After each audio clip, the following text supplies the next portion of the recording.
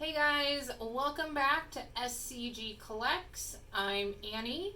Welcome back to the channel, guys. So today we've got kind of a different topic. So if you've been watching my videos so far, you've probably noticed a lot of them have to do with, anime, kind of Japanese related figures and media and things like that. So today I actually want to talk about probably one of the biggest American media franchises, if you will, Marvel. So, talking about Marvel, I would not consider myself like a huge fanboy or fangirl or fan person.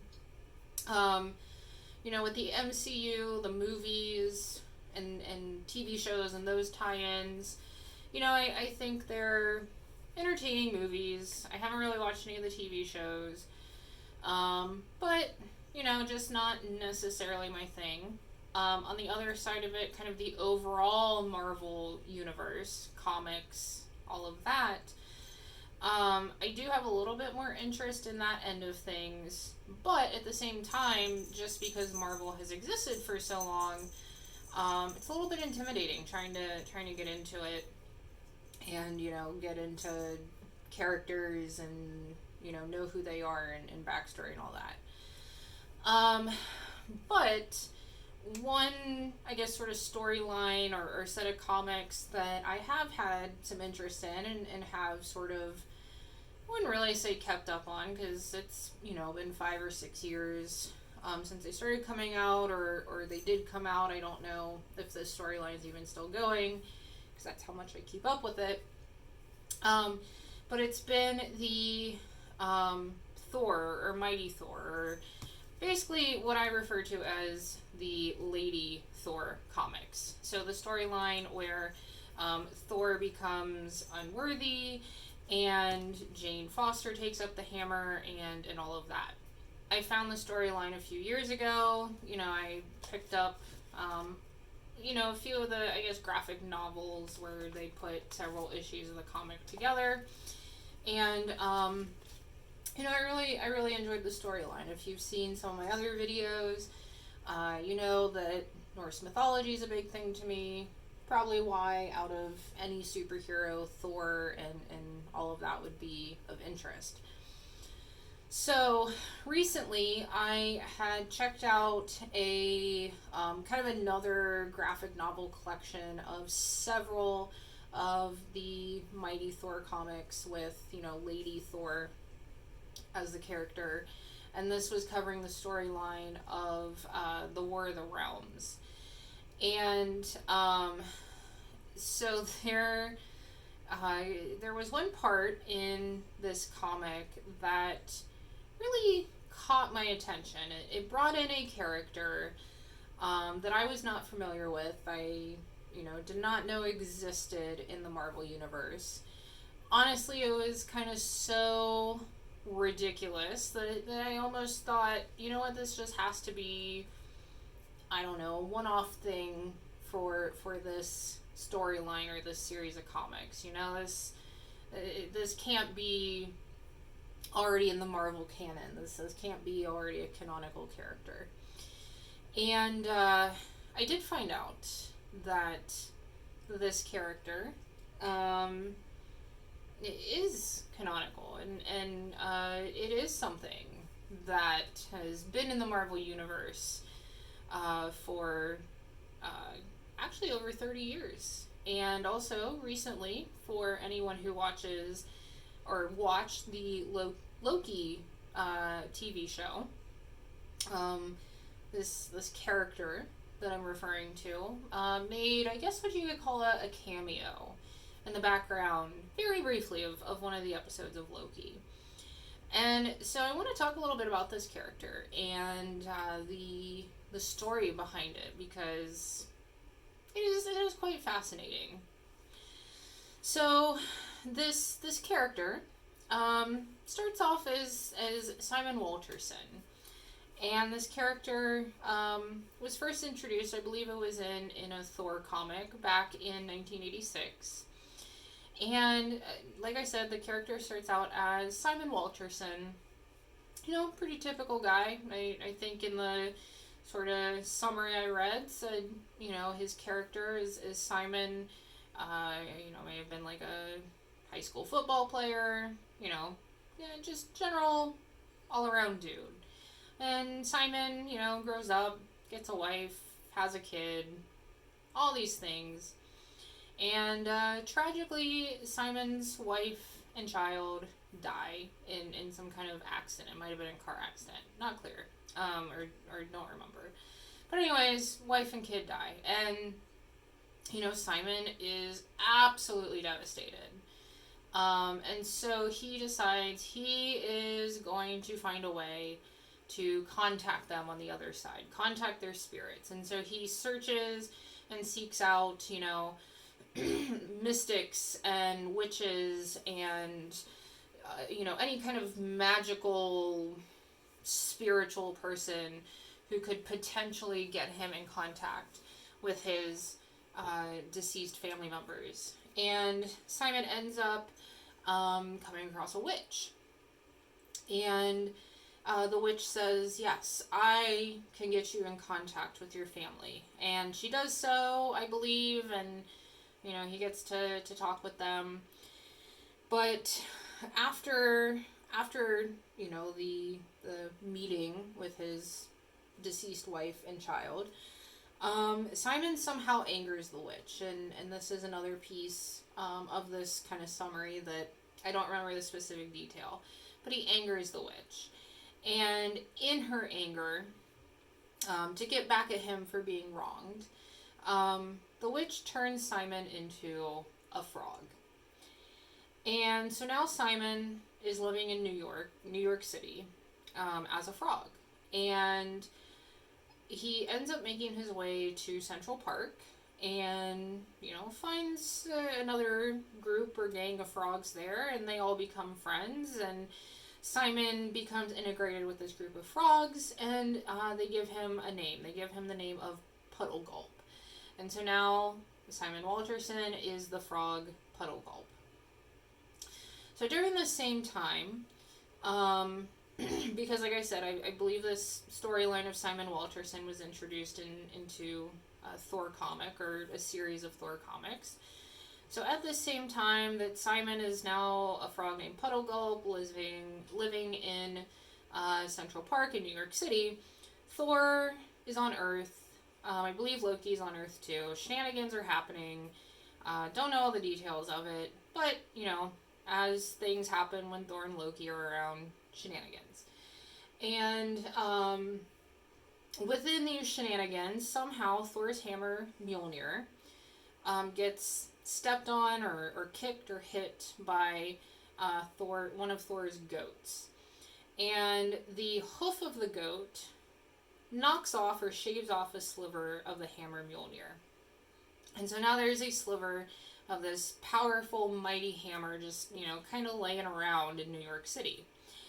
And who should come upon this sliver but Puddle Gulp, aka Simon Walterson, a frog.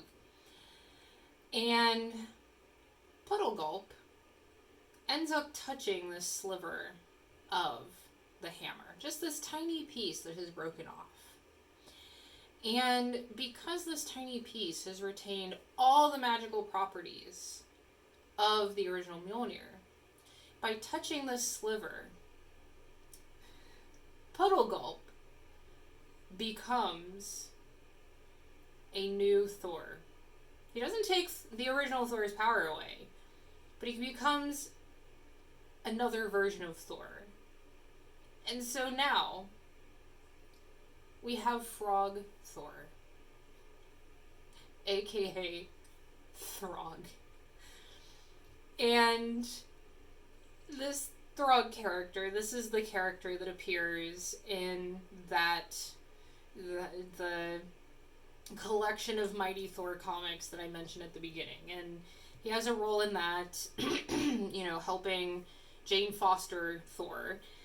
And when I saw this frog show up in this book, and he is running around and, you know, ends up helping Jane Foster, etc., etc., I just about died. Like I said, I could not believe that this would be a already standing canonical character, something that already existed in the Marvel Universe. Maybe I didn't give the Marvel Universe enough credit. You know, maybe they do crazy, goofy stuff like this all the time. But I don't keep up with the Marvel Universe that much. And so at first I was like, this is the greatest thing I've ever seen. I still think it's the greatest thing I've ever seen. And then to research it and find out, like, no, this Throg character has this entire backstory from Thor comics in 1986 and all this stuff. Like, I'm obsessed. I am obsessed with Throg. And so, because I was just like, this is the greatest thing, oh my god, I have to see if there's any, like, Throg merchandise. Like, I need to own something of this frog Thor. Just saying it sounds ridiculous. So, I went on Google and I just Google searched Throg or whatever, and I went into, like, the shopping tab that Google brings up when you search something, and, you know, it thinks maybe you want to buy something related to your search.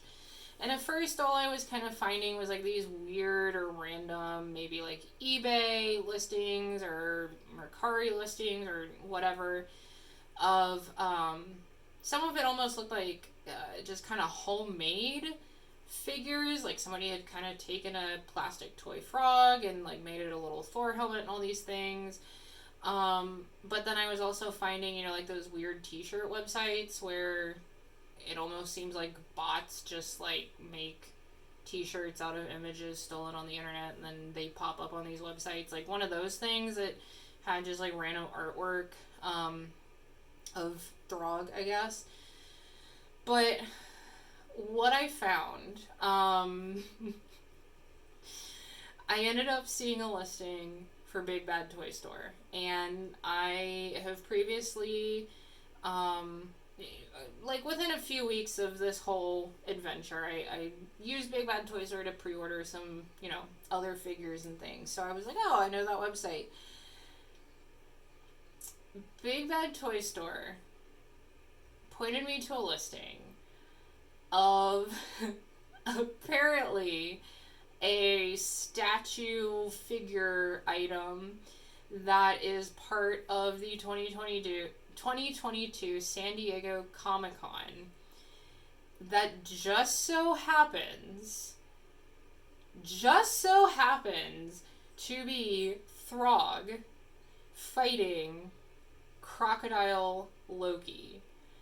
And I mean, this statue, this item is just perfection. I mean, you have Throg, you have, you know, the Crocodile Loki, you have the freaking, like, sound effect bubble as a backdrop, and oh my god, it is just the funniest thing to me. And so obviously I pre-ordered it. Obviously, the fact that it was available for pre-order, and it's only, you know, like 40 or 50 bucks, like, come on. I was like, I just have to have this. I need Throg in my life. I need this statue. This is so funny. Give it to me. So yeah, I have pre-ordered this. Its release date is set for July. You know, hopefully this won't be one of those things that gets delayed over and over and over again, but, you know, the way that the figure world is going, who knows how a Marvel statue may be. But, of course, when it gets here, I will absolutely have it in a video. I don't know if I'll unbox it just on its own, or just kind of include it in that month's, you know, haul video. But I'll definitely share about it, because, you know, I'm taking the time to make this entire video as almost like an introduction to it, so of course I have to show it here. So yeah, that's how a Marvel figure or statue, basically, is gonna end up in my primarily anime Japanese collection. And I guess to be fair, I do also have one other technically Marvel item on the way. So about a month ago, I did order the Marvel Lady Thor Bishoju statue. I think it's pronounced Bishoju. So that should hopefully be here soon.